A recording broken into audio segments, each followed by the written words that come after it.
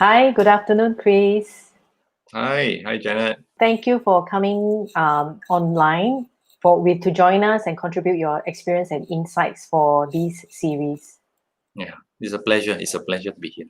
Yeah, no problems. Had the interview more than 2 months ago. Mm. So I was just wondering, how has things changed for you over the last 2 months? Well, personally, for me, I think I must say I'm quite fortunate and quite grateful as well that I've actually been quite busy doing online facilitation work. So meaning facilitating over Zoom and also doing online coaching as well. So those would be one-to-one coaching, again, online as well. So I've been quite occupied and also, yeah, fine-tuning my program as well, online program, and making it online. Yeah. Right. So for those who just join us for this live Q&A session, we have Mr. Chris Chew here from Singapore.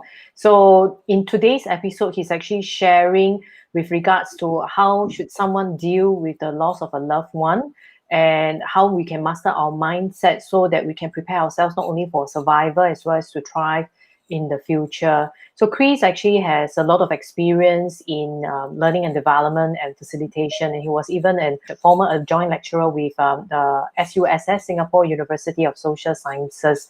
So we are extremely happy that Chris is able to join us on this platform this Saturday afternoon. Yeah. So Chris, just to check with you, I think before we went on live, you mentioned that you actually help people become facilitators. So from a training perspective and a facilitation perspective, what are the key differences you see a good facilitator would have versus that of a good trainer? Okay. Well, perhaps I should say this, that nowadays, when we use sometimes we use the term trainers and facilitators interchangeably. So one major distinction I would say for facilitator versus a trainer is what the facilitator focuses on is not himself. He don't talk most of the time. As the facilitator, general rule of thumb is you get the audience or your learners to talk more than you. Whereas traditionally, right, trainers may think that, okay, I am supposed to be the subject matter expert. I'm supposed to be sharing a lot.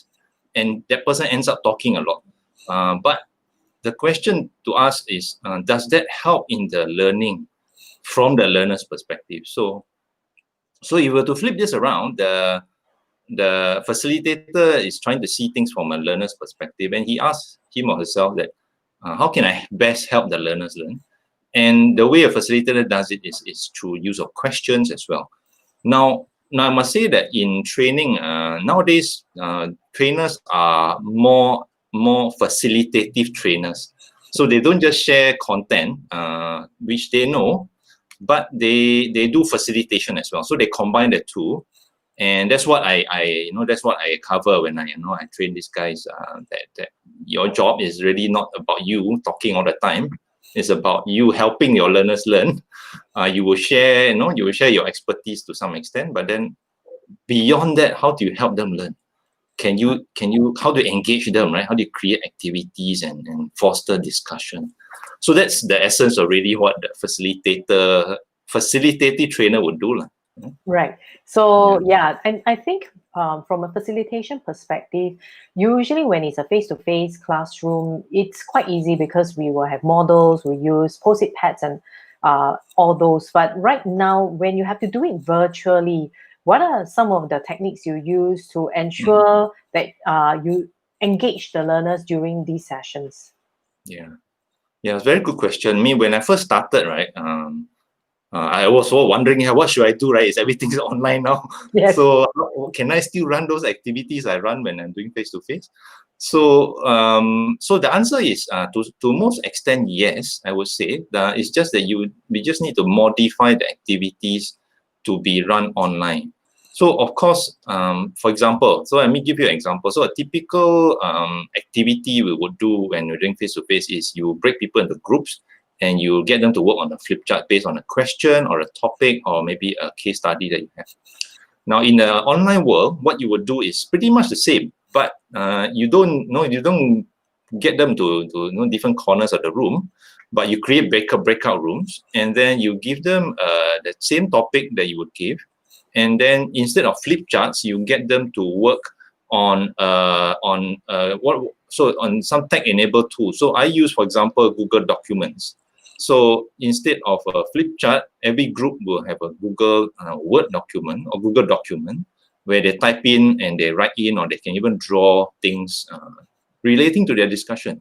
And then later we bring them all back in the main room, and then people get to share. And then that's when the discussion, that's where the collaborative learning happens. So using the example, right, it still works. Definitely. It's just that you just have to use some technology-enabled tools to help you get there. Yeah. Right. Thanks for sharing, Chris. Now, switching gears a little bit, I think what happens is the topic today is actually about overcoming the feelings and emotions when you experience a loved one. Have you encountered in your coaching sessions recently where people get a lot into stress, especially working from home? Yes. I must say yes, because since the COVID, the lockdown started, I think this has become a issue that people bring up.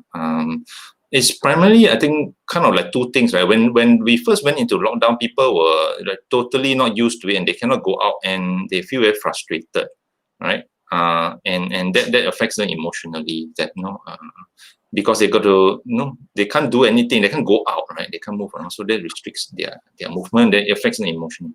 The second thing is people are spending a lot of time on the screen, and then that creates quite a bit of fatigue for them.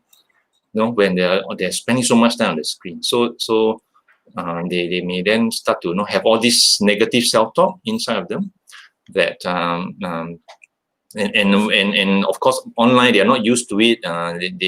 Things don't work. They start to blame other people. They start to blame the laptop, the technology. So there's all these things going on that people react in a negative way, right? So of course in the coaching we'll explore especially the mindset side of it, the kind of self-talk that they have when this kind of thing happens, to help them to switch in order to switch to a different mindset.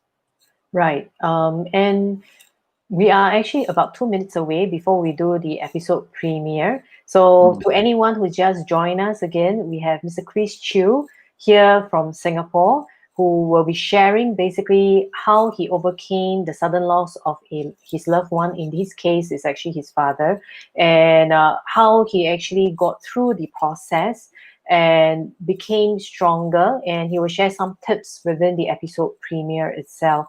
So right now, we are still having the chat with Chris. So what we'll like to find out, or rather what I'd like to find out from Chris would be, what are some of your tips actually in terms of, like you said, people are online most of the times, and some people term it Zoomified. What are some of your tips to help people if they stay on screen for too long? Okay. So one of the tips I would do is, because we are sitting down most of the time, looking at the screen. So after a while, right, our energy level goes down. So one tip, right, is that you stand up after a while. So while you could be on the meeting, or you could be attending some courses, but you can still continue to do that, but standing up.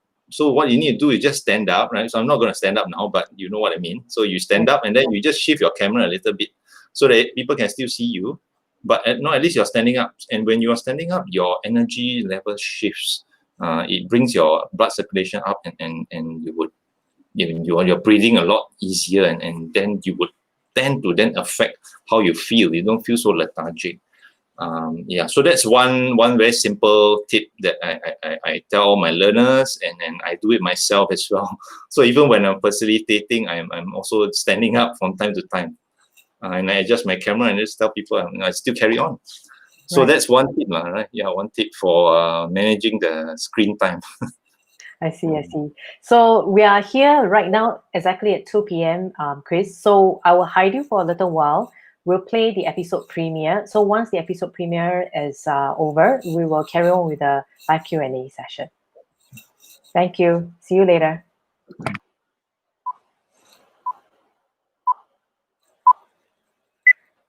Hi.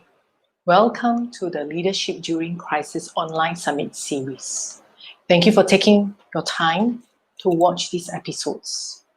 Please remember to subscribe at our YouTube channel, follow us on LinkedIn and Facebook under Leadership During Crisis.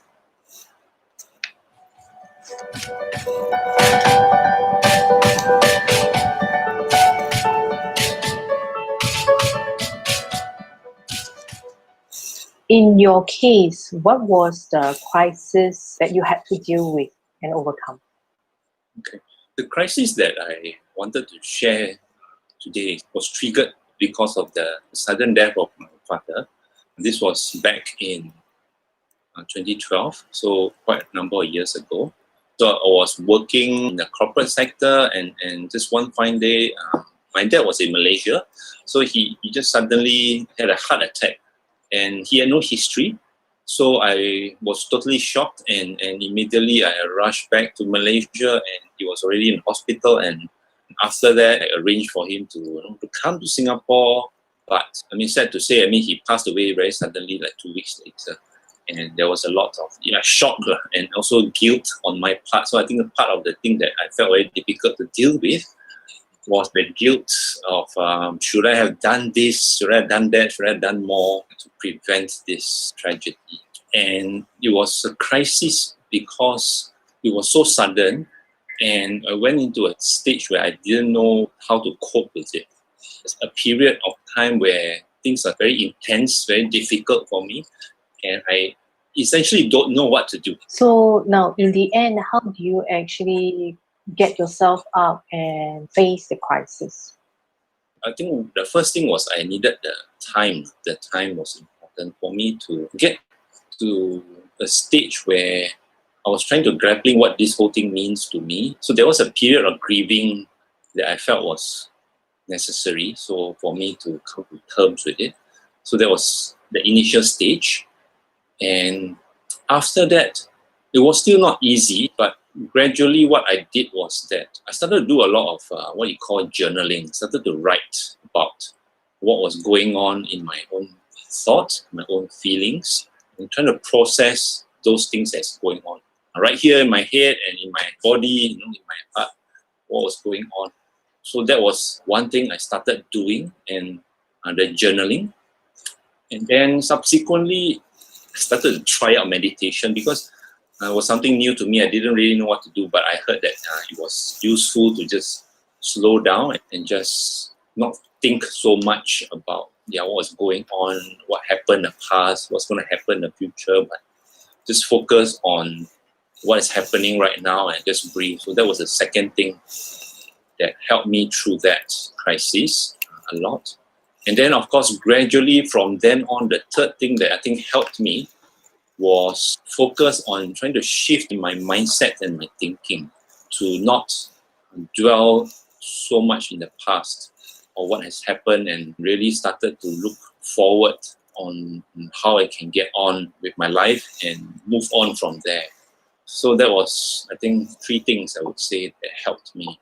I think you also brought up the point about guilt. I think a lot of us, because of our work style, the stress, and when something happens to our loved one, for sure we will feel all the guilt. How did you get through this guilt feeling during the process of grieving? It's a journey. So for me personally, the sort of the negative thoughts that circle in the head, all this self-talk about what I could have done differently, what I should have done, why didn't I do this? Those are negative self-talk that's keeping me stuck in this guilt, this phase. So after a while, I realized that it's not going to be helpful for me because there is nothing I can do to bring him back. There's nothing I can do to rectify the situation, and I need to move to that phase of acceptance, to accept that things have happened and I have done my best and to what I could do at that point in time. And also, I think the important thing is after a period of maybe blaming yourself, you got to get out of it. And the way to do that is to start to practice self-compassion and self-kindness. So start to see that it's not my fault all the time. I may have some part to play in it, but it's time to also forgive yourself and be compassionate and be kind to yourself as well. Right. And I understand that currently you are actually also into the field of training and speaking and coaching. Have you utilized any lessons that you have learned through these crises that you went through to apply in the corporate or organizational setting? So definitely. I think that incident was actually the genesis of my journey into the power of what I see as our mindset, how we talk to ourselves, how we think about what has happened to us, and what are the triggers that cause us to become ineffective and stay ineffective. My program, which I call Mindset Mastery for Self-Leadership, these are the three things that I share. So the first aspect of it is how do we identify our mindsets. In order to identify, we need a way to measure it. So how do we measure our mindset? So I use a very unique tool that we use to measure the mindset. And the second step would then be, based on the mindset, what are the biases that hinder us? And also what are the assets that can help us move forward? And the third step in this workshop or process will be to help you sustain those behaviors using the assets to help you shift away from the biases so that you can sustain those new way of thinking. Right. Now, for this, right, in terms of shifting mindsets, it can be a little bit challenging when you're trying to do this program online. So how does one do this online? It's a good question. And I would say my answer to this is that it can be as effective online because the work that people would do is, first, of course, understand what are the biases that you have. And the report will help you uncover those. The next step is then how you need to then reflect on what are the things that trigger you that is linked to those biases. That is the process of self-reflection. And that self-reflection process can happen during the virtual session as well, or it can happen after the virtual session. And then when we get back again, that's when the sharing can happen and the processing can happen on how those biases hinder the person's effectiveness or triggers that person. And similarly for the asset as well. So you can definitely work virtually on as well, because I have personally coached people virtually a lot and using this as the base, the self-awareness, and then how to shift that mindset. So it's self-reflection process, and then through the conversation and questioning, people then start to see how they can shift that mindset.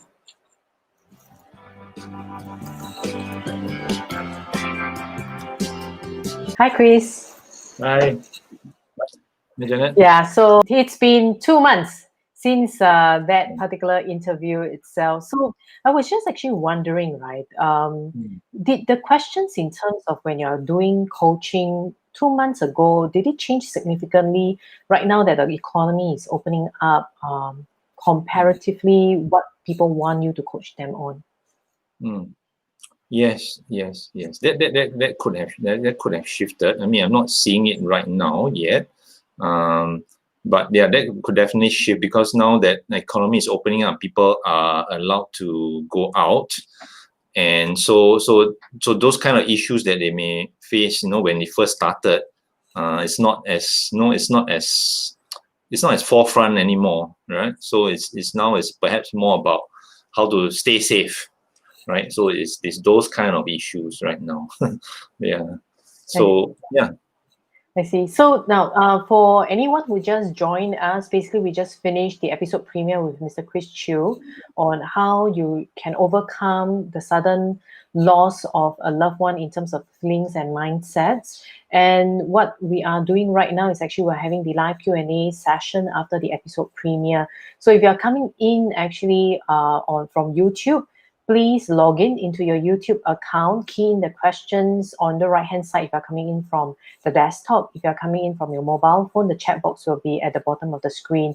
So there will be a little bit of lag, Chris, when the questions come in. Yeah. But I think I saw one question from Dave.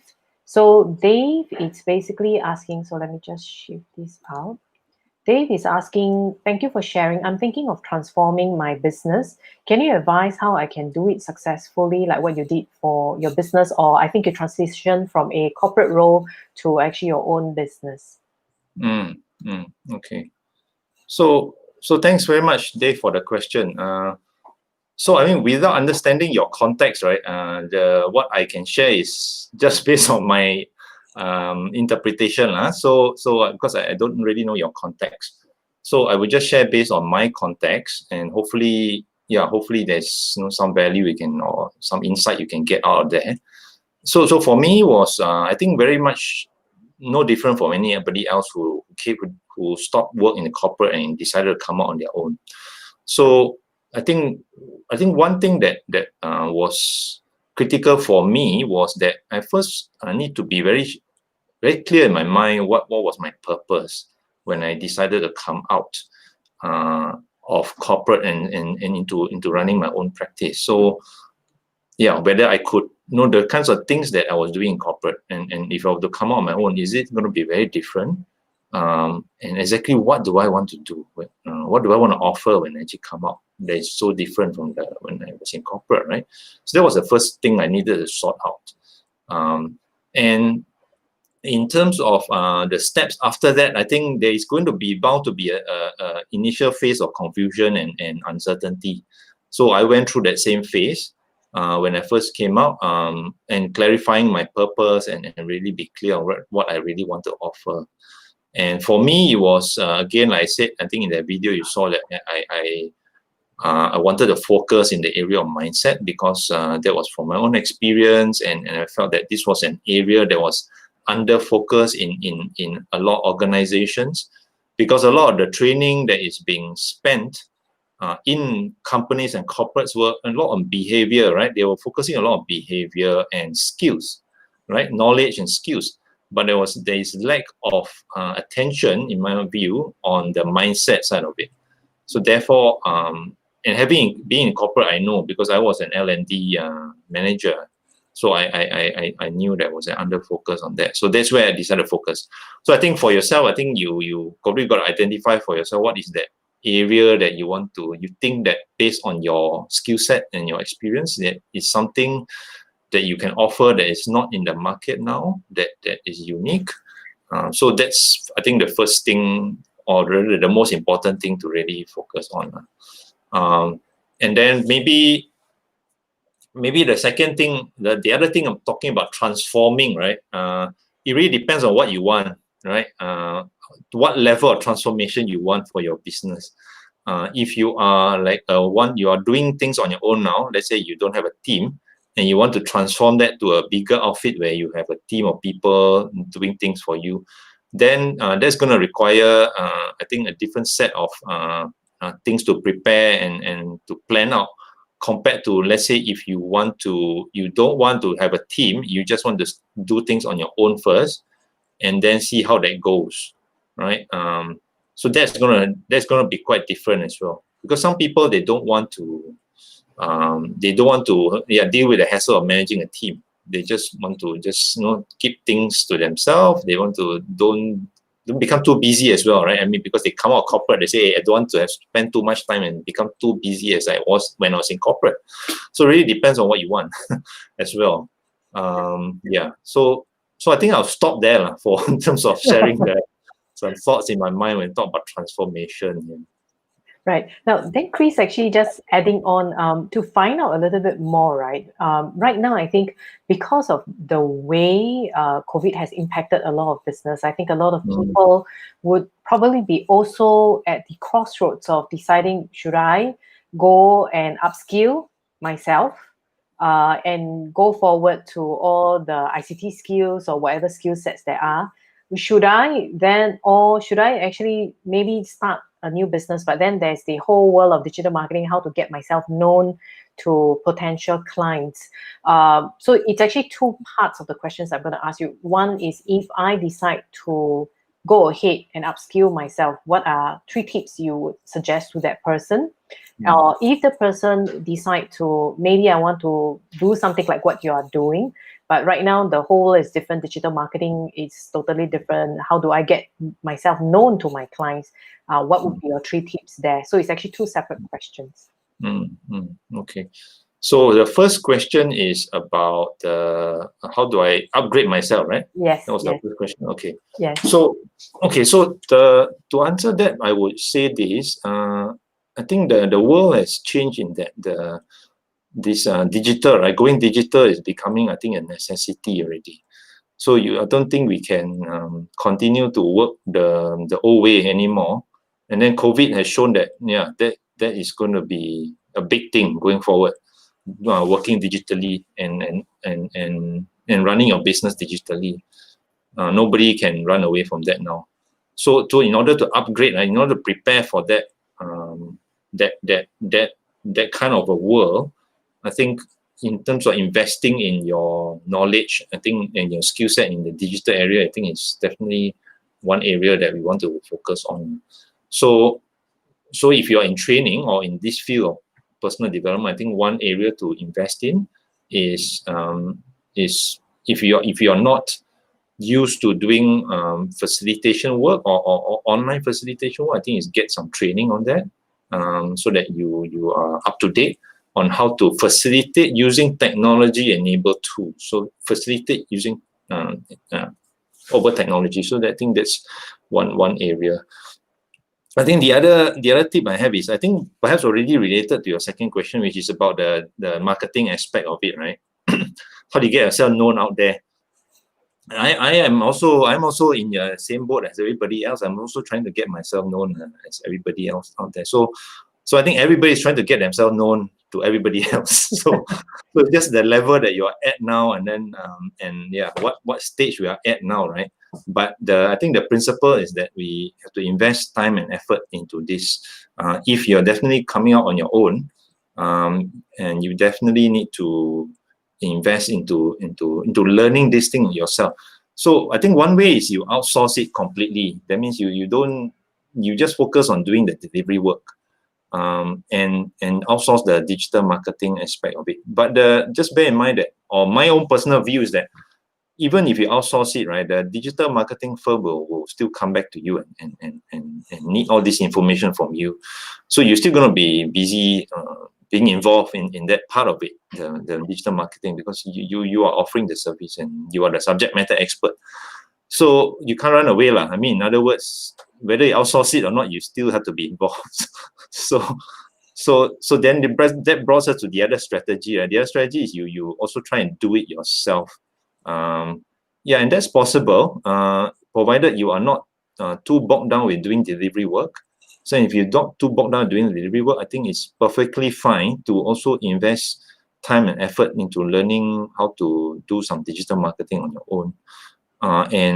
And to do that, you can take out a lot of the courses, or you can join groups. There are many groups out there, like in Facebook, right, or LinkedIn, to learn how to do that. And I think Janet now can learn from Janet. We can learn from Janet as well. I'm learning lots from Janet as well. Thank you. Yeah, so we are all learning, basically. So to add on, I think one of the key things is actually, marketing-wise, fundamentals are not a lot of difference. It's just that the tools and techniques that are reaching out to other people are really, really different. So, but I think once you have the good fundamentals, like what Chris say, go for a course, understand the techniques and the tools, then start playing around with at least 1 or 2, then I don't think it's that tough. So we have Dave saying thank you. Thank you again for that thought, and he will try and look within to get a better picture. Now, Chris, the other thing before we came online was we were chatting about yourself doing coaching as well as facilitation. Now, for the coaching part on leadership, I was just wondering what kind of questions are coming in right now, since we're really into the aftermath of COVID. And the road ahead, especially even if you look at Singapore, although there are a lot of grants and support from the government, but I think that will not last forever. So what are some of the common leadership questions that are coming into you during these sessions? Well, I think some of the questions that people are trying to answer or struggle with now is with the opening. I mean, with this new normal, I mean, people are trying to grapple with what this new normal actually means and what it means for them, when it comes to leadership, when it comes to leading. So there's the questions are about like how do I lead or manage a team in this new normal where people are not necessarily in the office all the time, or we have dispersed teams, right? Running operations in that way. So I know that, I mean, for example, I hear that from the other side of it, the employees themselves, right, being managed by such leaders in this kind of environment. They are saying to me, the employees are saying to me that they actually, I'm actually more busy now, in during when I'm compared to when I'm in the office face to face. It's because, and then I ask them why are you more busy?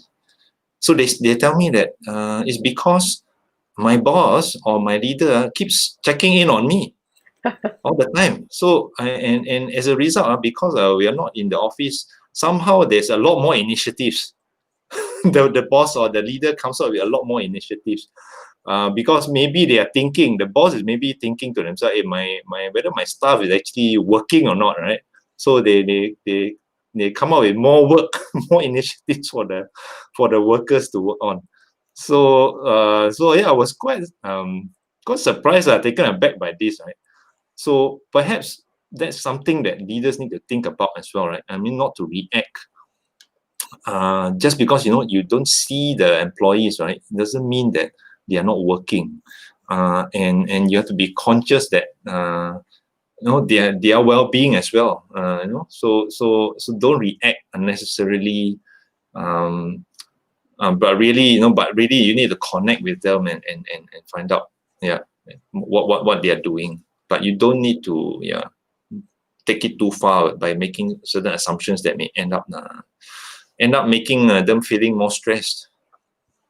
That's true. Now, I think then from the leader's perspective would then be, how do I ensure that my my staff actually delivers on what they promise, and how do I measure their productivity? So usually what do you suggest actually leaders do, such that on the one hand, you want to make sure productivity increase. On the other hand, you also don't want to load your employees with too much things such that they get so stressed out. Yeah.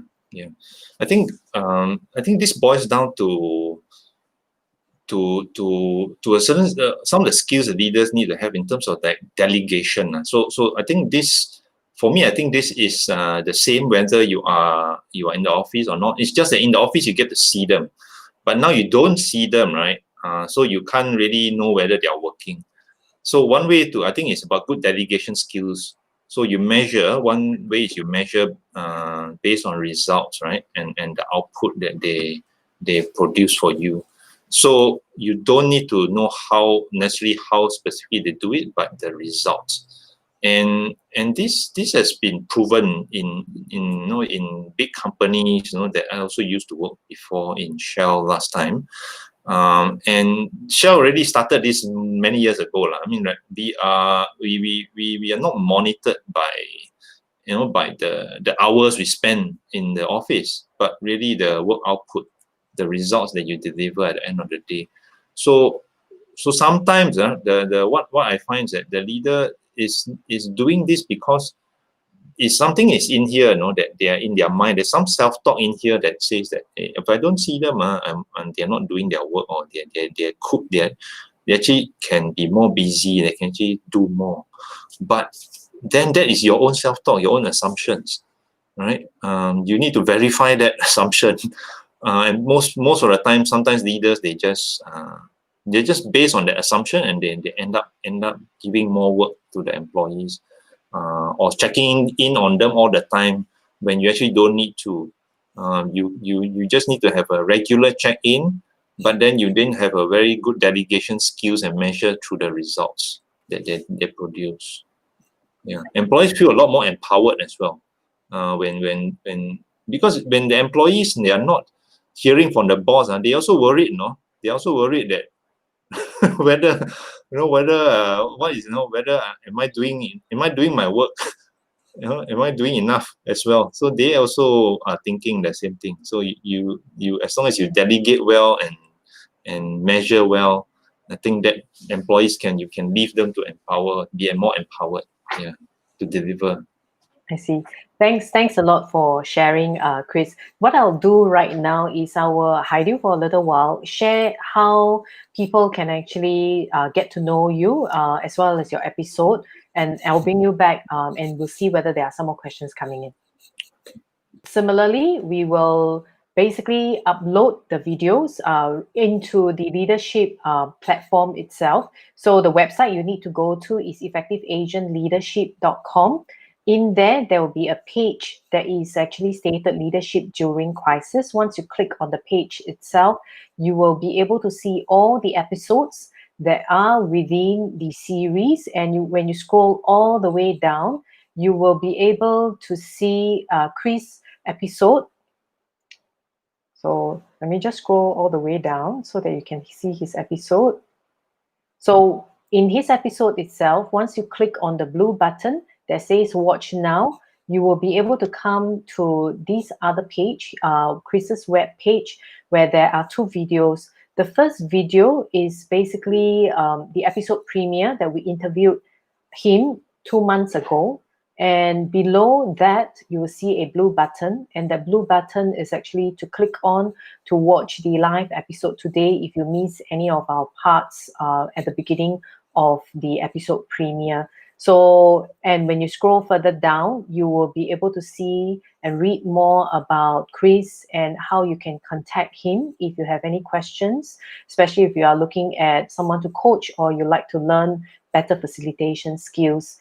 Now, for this entire episode of Leadership During Crisis, there are a total of 30 episodes. So in order for people to find the episodes more conveniently, we have uploaded the entire series onto the learning.corporatetrainerconnect.com platform, where when you go in, you will be able to see various different courses, some on emotional resilience, like what Chris spoke about, some on motivation, and some on leadership.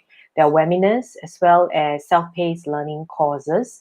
And when you scroll further down, you will see the Leadership During Crisis Summit Series module. When you click on it, you will still be able to sign up for this Summit Series free of charge. It's just that when you go in, you can select by categories, either to choose from an emotional perspective or overcoming a personal business perspective, or in terms of business communication and leadership strategies. So let me now go back to Chris.